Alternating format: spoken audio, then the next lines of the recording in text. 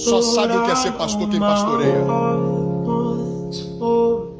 Fala de pastor não. Lava a tua boca para falar do homem de Deus.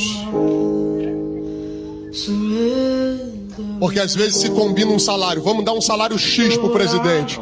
Ele tem que botar mais do bolso dele do que a igreja paga salário para ele.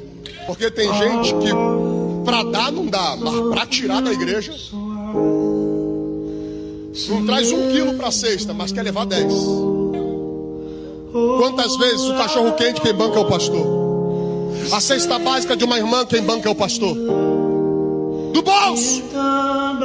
E Neemias está dizendo: eu abri mão do meu direito, do meu salário. Enquanto essa avareza não sair do teu coração, enquanto tu não parar de falar besteira nas rodas, falando besteira por detrás das cortinas, Deus não vai te abençoar.